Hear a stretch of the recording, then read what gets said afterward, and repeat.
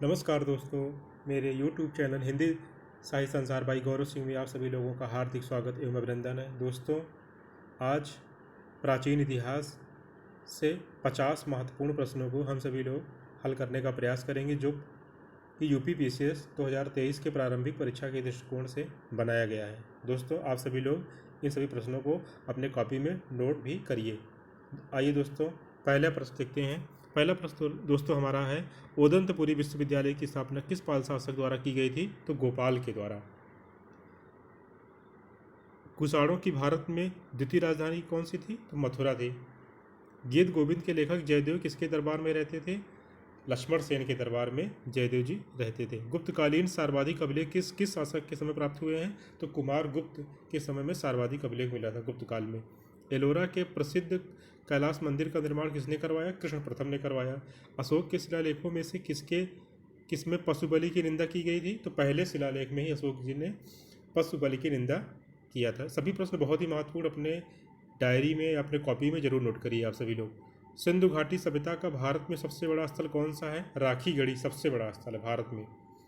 मनुष्य में स्थायी निवास की प्रवृत्ति किस काल में हुई थी? नव पाषाण काल में, क्योंकि मनुष्य ने यहीं से खाद्य संग्राहक बना, बस्तियों का निर्माण किया इत्यादि, और कृषि का भी प्रारंभ किया यहीं से, नवपाषाण काल से ही। कंदरिया महादेव मंदिर का निर्माण किसके द्वारा करवाया गया? धंग देव, ये चंदेल शासक थे। संगम काल में किस पत्तन का प्रयोग रोम के साथ व्यापार के लिए किया जाता था? तो अर्कामेडू का। बहुत ही महत्वपूर्ण प्रश्न है यह। प्राचीन नगर तक्षशिला किनके बीच स्थित है? सिंधु तथा झेलम नदी के किनारे तक्षशिला था। वर्तमान समय में पाकिस्तान के रावलपिंडी में है तक्षशिला। किस स्मृति में स्त्रियों को सर्वप्रथम संपत्ति का अधिकार प्रदान किया गया? तो स्त्रियों को सर्वप्रथम संपत्ति का अधिकार की जानकारी याकवल की स्मृति से प्राप्त होती है। गुप्तोत्तर युग में प्रमुख व्यापारिक केंद्र कौन था? कन्नौज, क्योंकि यहीं पर त्रिपक्षीय संघर्ष भी लड़ा गया था पाल, राष्ट्रकूट और प्रतिहार शासकों ने। कन्नौज। किस अभिलेख में अशोक ने स्वयं को बुद्ध शाक्य कहा है? मास्की अभिलेख में अशोक ने स्वयं को बुद्ध शाक्य कहा है। धम्म महापात्र का उल्लेख अशोक के किस अभिलेख में मिलता है? 5वें अभिलेख में। किस बौद्ध संगति में भिक्षुओं के मतभेद के कारण बौद्ध संघ स्त्रीय महासंघिक में विभाजित हो गया? द्वितीय बौद्ध संगति में बौद्ध संघ स्त्रीय महासंघिक में विभाजित हो गया। और चतुर्थ बौद्ध संगति जो कि कश्मीर में हुआ था कनिष्क के समय में, वहाँ पर बौद्ध धर्म दो संप्रदायों में विभक्त हो गए, एक हीनयान एवं महायान। मौर्यकालीन प्रमुख अधिकारियों में रूपदर्शक होता था, सिक्कों की जांच करने वाला अधिकारी था, एक विभाग था यह। अशोक के किस लघु स्तंभ लेख को आर्थिक अभिलेख भी कहा जाता है? अशोक के रुम्बनदेही स्तंभ लेख को आर्थिक अभिलेख भी कहा जाता है। किसने अवंती राजा को जीतकर उसे मगध साम्राज्य में मिलाया था? अवंती राज्य को जीतकर मगध साम्राज्य में मिलाने वाला शासक शिशुनाग था। कौन सा महाजनपद कश्मीर में स्थित था? कश्मीर में मात्र एक महाजनपद था, कंबोज। बुद्ध के जीवन से जुड़ी घटनाएं और चिन्ह या प्रतीक। जन्म का क्या था? कमल व साढ़, गृह या घोड़ा, ज्ञान पीपल वृक्ष, मृत्यु स्तूप। महाजनपद और राजधानी। चेदी महाजनपद की राजधानी सोतिवती या सात्यवती। कुरु महाजनपद की राजधानी इंद्रप्रस्थ थी। कंबोज, राजपुर या हाटक। मत्स्य महाजनपद की राजधानी विराटनगर थी। दशराग युद्ध का वर्णन ऋग्वेद के किस मंडल में मिलता है? 7वें मंडल में। और किस नदी के किनारे इस युद्ध को लड़ा गया था? परसुड़ी नदी, जिसको कि रावी भी कहते हैं। वैदिक काल में किसने देवताओं और मानवों के बीच मध्यस्थ का काम किया? तो अग्नि देवता ने। ऋग्वैदिक काल में गविष्ठ शब्द का प्रयोग किसके लिए किया जाता था? युद्ध के लिए। ऋग्वेद में उल्लिखित सभी नदियों में सबसे पवित्र नदी कौन सी मानी जाती है? तो ऋग्वेद में उल्लिखित सबसे पवित्र नदी सरस्वती थी। और सिंधु का उल्लेख सबसे अधिक बार हुआ है, ये महत्वपूर्ण फैक्ट है। गंगा का उल्लेख 1 बार है और यमुना का उल्लेख 3 बार है।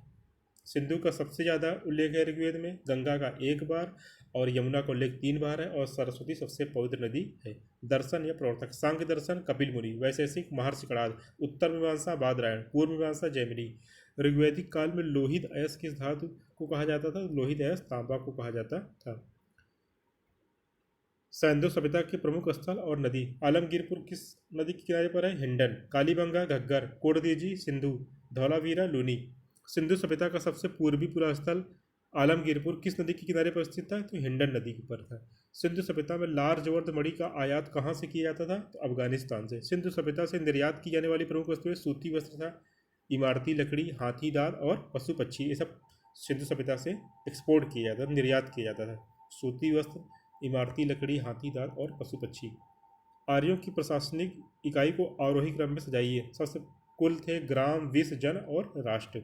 धार्मिक दृष्टि से मथुरा में कंकाली टीला से प्राप्त मूर्तियाँ किससे संबंधित हैं? तो जैन धर्म से, क्योंकि मथुरा जैन धर्म का प्रसिद्ध केंद्र माना जाता है।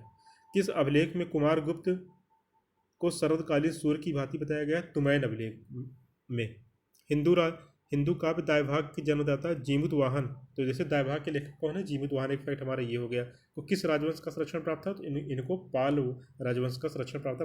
पाल राजवंश कहाँ पर था? बंगाल में। फैक्ट ये भी है, बहुत ही महत्वपूर्ण तथ्य है। किस राजवंश द्वारा कश्मीर में मार्तंड मंदिर का निर्माण कराया गया? कारकोट वंश के द्वारा।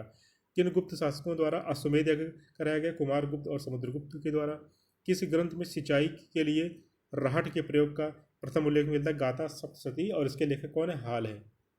नर्मदा नदी पर किसने सम्राट हर्ष के दक्षिणावर्ती अग्रगमन को रोका? पुलकेशिन द्वितीय ने। गुप्त शासक चंद्रगुप्त द्वितीय ने अपनी पुत्री प्रभावती का विवाह किस वाकाटक शासक से कराया था? रुद्रसेन द्वितीय के साथ। गुप्त शासक चंद्रगुप्त द्वितीय ने अपनी पुत्री प्रभावती का विवाह किस वाकाटक शासक से कराया था? रुद्रसेन द्वितीय से कराया था। चोल प्रशासन में भाग लेने वाली उच्च पदाधिकारियों को क्या कहा जाता था? पेरुंदरम। किसे तमिल जनता के राष्ट्रीय काव्य के रूप में जाना जाता? शिल्पकादिकारम के लेखक इलंगो को। महाबलीपुरम के एकाश्म और रथ मंदिर, जिन्हें रथ मंदिर भी कहा जाता है, का निर्माण किस वंश ने कराया था? तो पल्लव वंश ने कराया था। एक ही चट्टान को काटकर इसके द्वारा मंदिरों को बनाया गया था। गुप्त काल का एकमात्र दुखांत नाटक कौन सा है? मृच्छकटिकम। और मृच्छकटिकम के लेखक कौन है? शूद्रक। बहुत महत्वपूर्ण तथ्य है। गुप्त काल में अस्थायी कृषकों पर लगाए जाने वाला भूमिकर क्या कहलाता था? ऊपरी कर। और स्थायी कृषकों पर उद्रंग कहा जाता था उस कर को। किसमें चारों आश्रमों का उल्लेख मिलता है? जाबलोपनिषद में। भूमिदान का सर्वा प्राचीन पुरालेखी प्रमाण किस अभिलेख से प्राप्त होता है? नानाघाट अभिलेख। किस संस्कृति को हड़प्पा की कनिष्ठ कालीन संस्कृति भी कहते हैं? कायथा संस्कृति को हड़प्पा की कनिष्ठ कालीन संस्कृति भी कहते हैं। चावल की खेती का विश्व में सबसे पुराना साक्ष्य कहाँ से प्राप्त होता है? लहुरा देव से। तो दोस्तों, ये प्राचीन इतिहास के 50 महत्वपूर्ण प्रश्नों की श्रृंखला को मैंने आप सभी लोगों के समक्ष प्रस्तुत किया। आप सभी लोग बताइए प्रश्न कैसे हैं। अपने सुझाव कमेंट बॉक्स में ज़रूर दीजिए। दोस्तों, मेरे YouTube चैनल को आप लोग सब्सक्राइब करिए, लाइक करिए और अपने दोस्तों के साथ शेयर भी कीजिए। आप लोग वीडियोस को देखते हैं पर लाइक और सब्सक्राइब नहीं करते। प्लीज़ दोस्तों, मेरे YouTube चैनल को आप लोग सहयोग कीजिए। मैं आप लोगों का बहुत आभारी रहूँगा। नमस्कार दोस्तों।